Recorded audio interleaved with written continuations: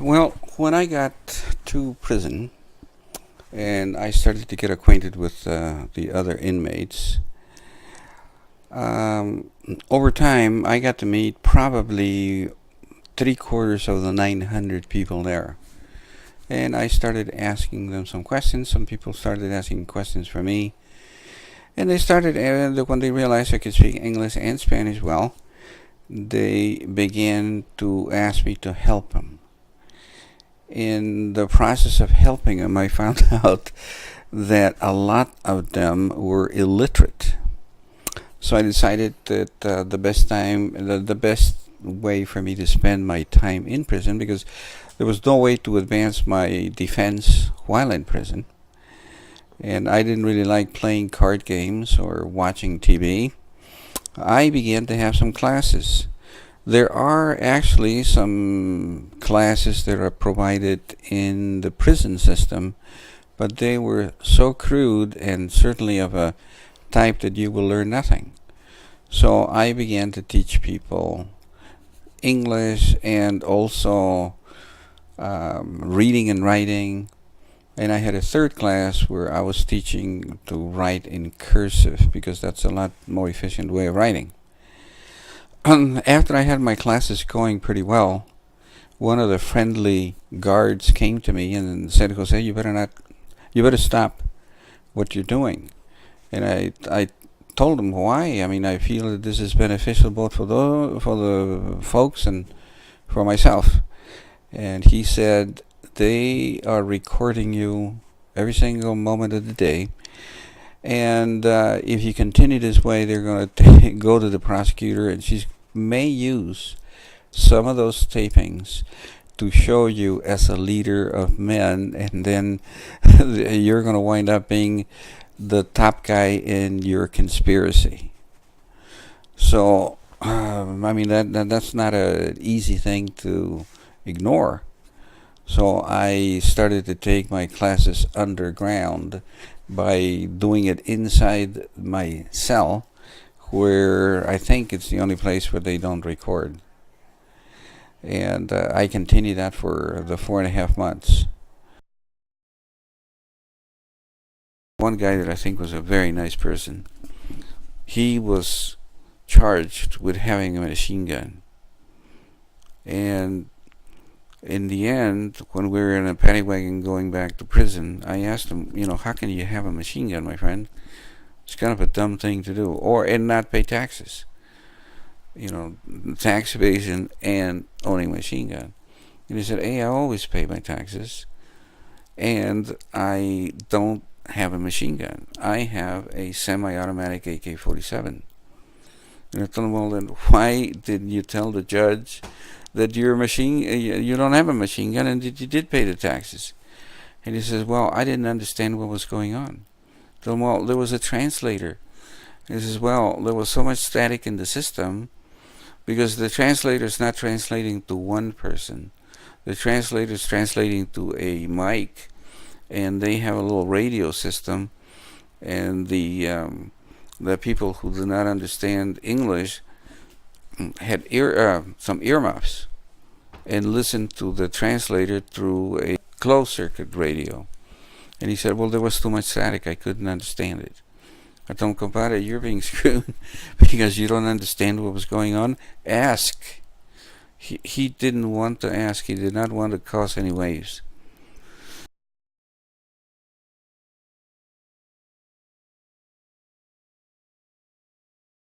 I put on that system one time, the earmuffs, to just check out the quality.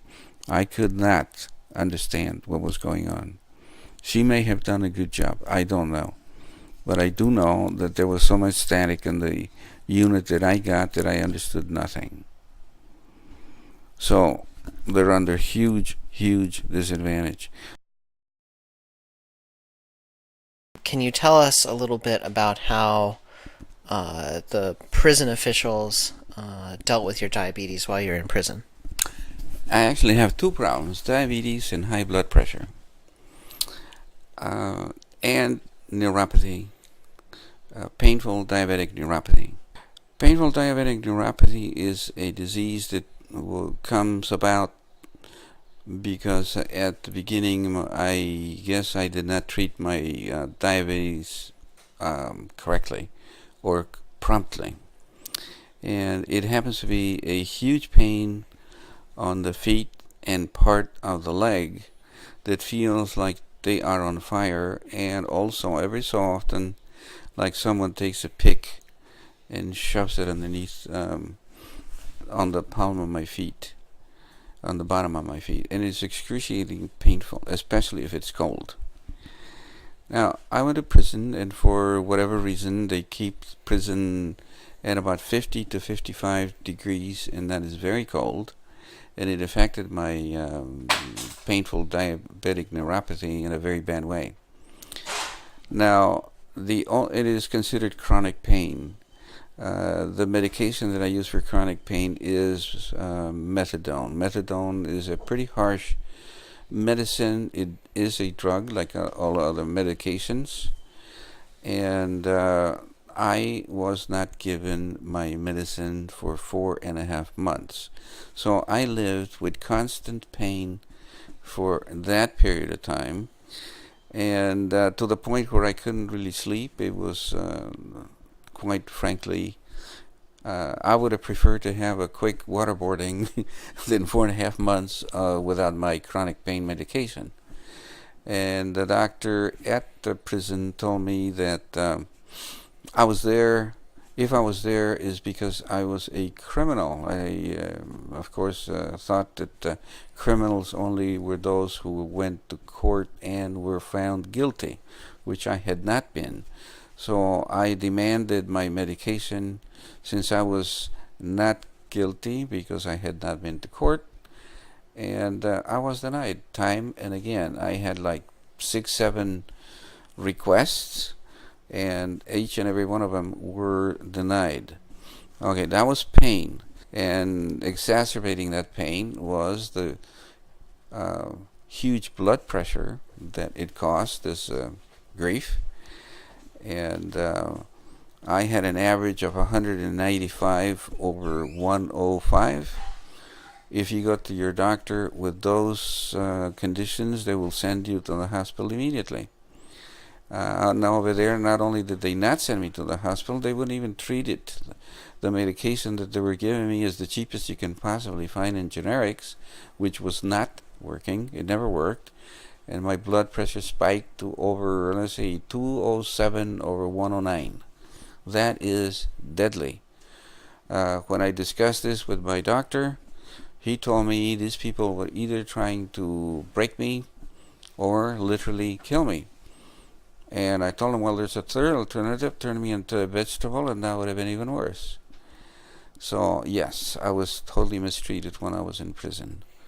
My medication was denied, and I was placed in an environment that hindered my recovery and made my pain worse. Now, you say you were talking with your doctor. Are you talking about a prison doctor or some other type of doctor, or how does this arrangement actually work? I was talking to my personal doctor who had been treating me for my condition for about 5 years prior to going to prison.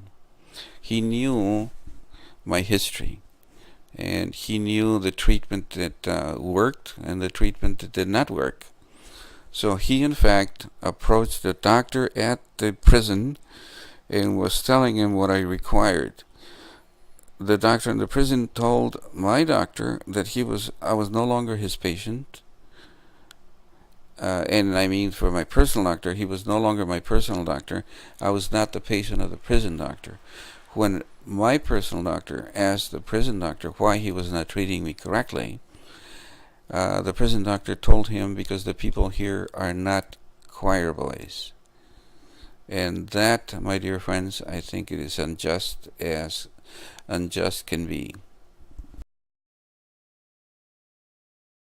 There was one specific incident that causes me a lot of grief and a lot of resentment.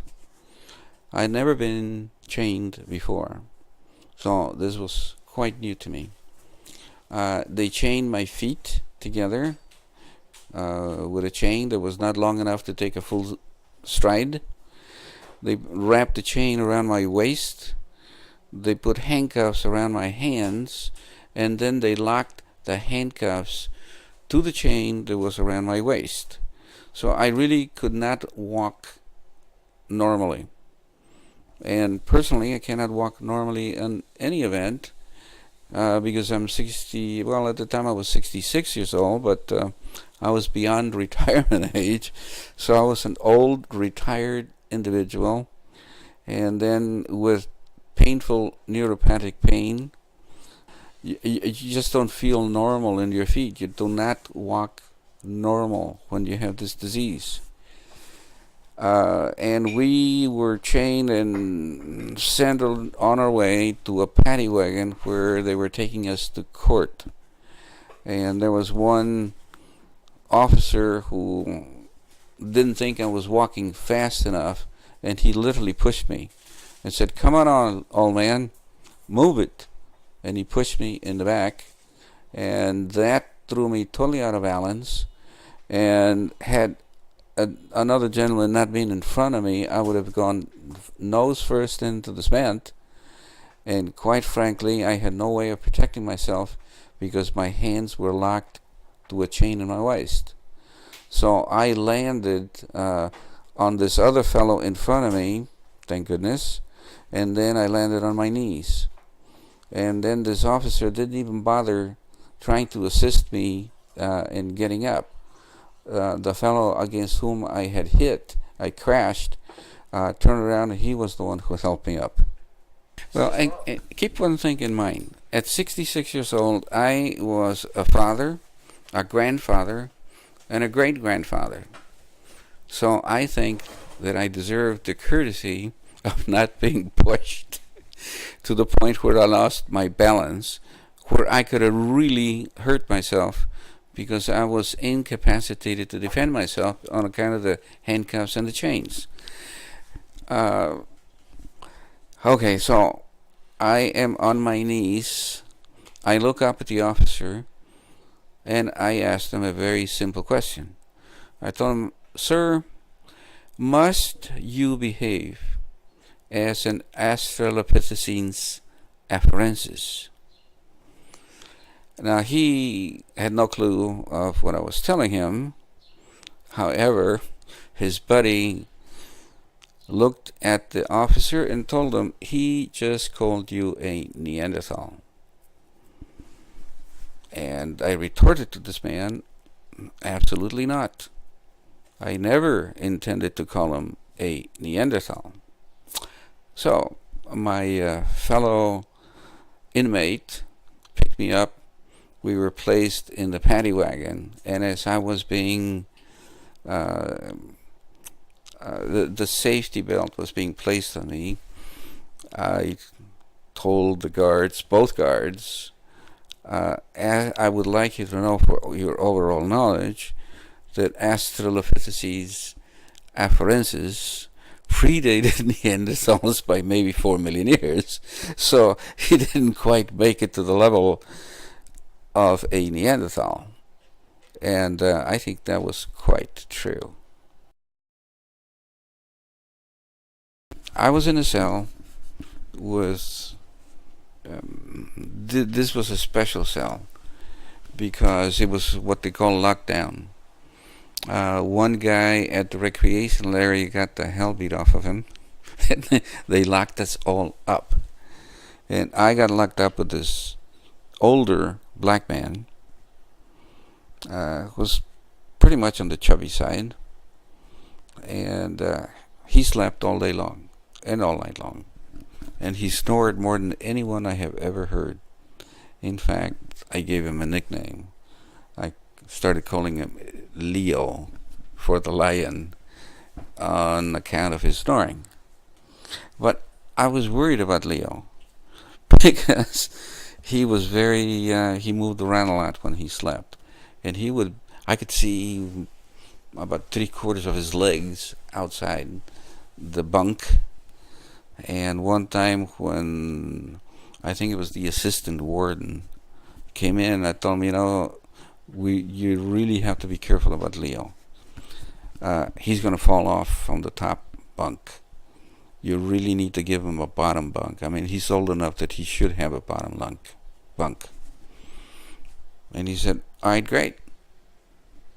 Do you have a bottom bunk? I said, yeah, that's my bunk. And he said, may I see your medical release for bottom bunk only? And I asked him, what is that? And he said, well, you have to have a green card, and medical approves you for bottom bunk only. And so you trade. I don't, no, sir. I am not going to go on the top bunk. I mean, I can't get to the top bunk even if I wanted to. So I will not. And he said, you will, within 10 minutes, move to the top bunk. And I told him, sir, within the next 1,000 years, I will be on the bottom bunk. And he said, either you do that or you go to the hole. And I asked him, well, I hope that the hole, which is the punishment cell, says, I hope that the hole has got a bottom bunk, because I will be in nothing but a bottom bunk. And he said, we'll see about that. And I told him, all right, fine. And then he looks at me and he says, do you know how old this Leo is? I told him, yeah, I know. He's 51 years old. And he said, does that not motivate you to give him your bunk? I told him, sir, I am 66 years old. And that motivates me to keep a bottom bunk. And he said, how old are you? I told him, 66. And he said, can you prove that? I told him, well, what do you want me to do? Show you my teeth? How can I prove it to you? You have all my records. Go check it out. So he left and came back a few minutes later. He says, by God, you are 66. And he said, you are deserving of a bottom bunk. I told him, you and I are going to have a gentleman's agreement. Don't ever treat me like a liar. And I will treat you as a senior officer of this institution.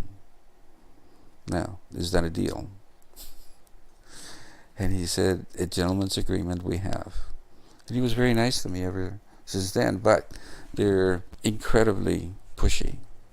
They're incredibly unreasonable. And they have all the force, and we have none of the rights. And that's a bad combination. Can you elaborate on your experience with visitation while you're at prison? How did that work? In 4.5 months, I had 3 people visit me. Once each. It was my personal doctor and great friend and brother, his son, to whom I feel am his uncle because I have treated him as my nephew, and my wife. Now, the first time, and the time that my doctor and my nephew came to visit me, he requested to see me and gave my true and correct name. And the prison system told them that I did not exist in that prison. They were absolutely certain that I was, and they fought for them to do a little bit of a better job of researching the records at the prison. And let me just say that it took them a long time, a lot, and a hard fight to get me out from my cell to go and talk to them.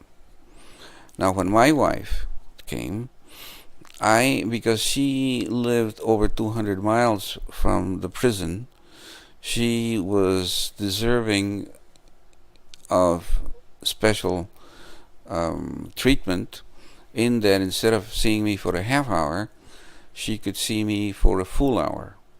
So I requested from the warden approval for my wife to see me for a full hour. They took 5 days and no answer was forthcoming, so then I demanded immediate action, and they approved it. But when my wife came, that approval did not filter down. It didn't filter down to the lower guards.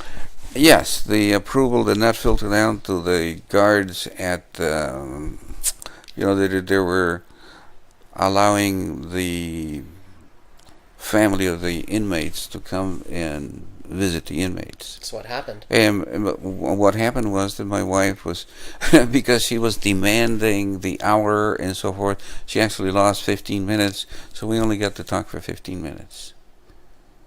So the one time that she took 4.5 hours to get to where she was going, she only got to see me for 15 minutes. And wait, so they did not give her the hour, they only gave her 30 minutes, and she spent 15 minutes trying to get her full hour. That is correct. And then we only got to talk for 15 minutes. It took her 9 hours to get there and then go back home, and we only got to talk for 15 minutes, even though I had done the correct thing and gotten her a full hour to discuss, to visit. Now, obviously, you must understand we don't visit and hug and kiss and that kind of thing. We get to talk by telephone through a plexiglass window. So, all in all, in 4.5 months, I only got to see my wife 15 minutes. Let me talk to you a little bit about one of my, quote, co-conspirators. I met him not trafficking guns to the cartels. He met him for the first time in a cell. His name is Homero Rocha. Homero, like the famous Greek, and Rocha as a last name. He was charged with conspiracy, like we all were, and also to owning a batch of guns and a machine gun, an AK-47 full automatic. Now, Homero had at his home, when they raided his home, $17,000, which was payroll money for people that work for him. He owns a roofing company. In the summer, he has about 30 some odd employees. In the wintertime, half that many. But year round, he's more than a dozen people depend on him for their living. And so Homero requests to the court that his so-called machine gun be tested to see if it was full automatic or not. I think that was a very reasonable request. It was denied. It is amazing that they took the money, the cash, even though he explained what it was for, and he had a legitimate payroll that he could justify the money. They took it anyway. They are now taking his home. It is called I don't remember. It's a technical term. It means you lose your home. And he loses all of his weapons, and he loses the car that he gave to his wife. The car is not in his name, it's in the name of the wife. And they claim that in his dealings with the cartels, he made so much money that he could purchase his home and his cars. And they don't have a single instance where any gun of any of us went to the cartels. So there's no way for the justice system to justify taking this money and home and livelihood from this man, other than he has just signed a plea agreement and now he is a felon for the rest of his life. It is unconscionable what they're doing. Please think of this. Take somebody in, tell him that he's being charged with trafficking guns to the cartels without any proof, and then take all of the money for payroll, so his employees are not going to have their income, taking his home that he worked so hard to get, and take a car that belongs to his wife. Put them out literally in the street. They don't care. They will do it, and they have done it. And that can happen to anyone just by manipulating and by manufacturing evidence. But why would he plead guilty if he's not guilty? I told you once before, there are only two kinds of people in prison: those that are guilty and those that are cowards. He was unwilling to fight. Why was he unwilling to fight? I don't really know how many years they gave him, but somewhere between 3 and 5. On the other hand, if he had fought it and lost, he would have been given, well, at least as much as I was given, 30 years. So he's looking at 3 or he's looking at 30. And if it was a fair fight, I think he had a good chance. But it is a totally unfair fight. He's bucking more than I am bucking. He has a tremendous language problem. He does not speak a word of English. So he fights everything that I fought, but twice as hard, because he does not understand English and he cannot express himself in English, and he does not have the education that I was lucky enough to get. He's just a hard-working blue collar worker that has done well. Well, just about every single person in there are accused of conspiracy plus whatever else they did. The majority of them, I would say 90% of them, are in for drugs. Drug-related cases. I know of a single case that had 90 people involved. One of them, who became a friend of mine, and I was able to see his discovery. What is a discovery? Discovery is a list of all the charges they have against you, plus what evidence they have against you. So I was able to read it all. His last name was Flaco. That was his last name. And it is also a very common nickname for someone who's very skinny. It literally means skinny. The same thing as a person that is fat, a very common nickname of gordo. Well, he happened to be Flaco. And the only evidence that the prosecutor had was that some supposed drug lord sent drugs, and then payment was being done through a fellow whom they called Flaco. Now, once again, Flaco is a common nickname for somebody who's skinny. And this poor guy who claimed that he's innocent, and I really can't tell you for certain because I'm not him, but according to him, the only thing that they have is this mention of a certain Flaco guy, and they had no evidence against him. You know, they did have some cell phone, no fingerprints. There was no recordings of this friend Flaco at all. There was no evidence at all other than a coincidence that his name was Flaco and this other person's nickname was Flaco, and that was it. And like that, you hear hundreds of cases. How long was Flaco in the prison? Well, Flaco, I did have some communications with his family, and the last time I communicated with him, which was about 2 months ago, he had been there for over 2 years. He had not yet been to court.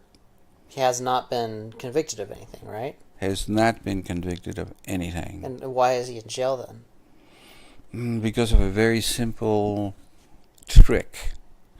The prosecutor says, this is a complex case. 4 words. This is a complex case. I'm sorry, 5 words. That will keep you in prison for years. I had a gentleman who came to me and asked me to look at his documents.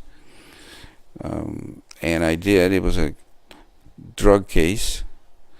And he was he was a user. He was an addict. He went to get drugs to have a good time during a long weekend. And they took pictures, and the dealer happened to be an undercover DEA agent. And they took pictures of the man and put him in prison. And then they came to him and said that they asked him if he knew this other person. He told them, "No, I don't." He says, "Well, he's in your conspiracy." And he says, "Well, the only person I have any contact with was that undercover DEA agent. I have no one else that I talk to." And they told him, "Look, if you provide information which is valuable to the government, in other words, we want you to rat on this other man and lie, you will be treated as a person with minimum participation in the case. And we will fight for you to get 3 to 5 years in prison." And he said, "I cannot say that which is not true." So he declined. A month later, here comes another plea bargain, and they're offering him a minimum participation. Now is, I think it was 10 to 15, if I remember right. And he had to do the same thing. Rat, lie, to put someone else in prison. Make the case against somebody else deeper and harder. And he declined it. The third letter that he got, he was asked to do the same thing. Rat, or he became the top participant, maximum participation, 20 to life. And now, from a user, they have converted him into a major dealer in drugs. And he was buying marijuana, and now he's got, I don't know how many kilos of methamphetamines, which is much worse. So they incriminate him. They lie, and they want him to lie on behalf of the government to burn somebody else even deeper. And when he refuses, they just stack on more and more and more until it comes a point where they can't stand it anymore. It's very difficult to look at 20 to life and not begin to think very seriously about helping the prosecutor. And that is how they catch, quote, top criminals who are nothing more than flunkies, and the real top criminals are still around outside making money.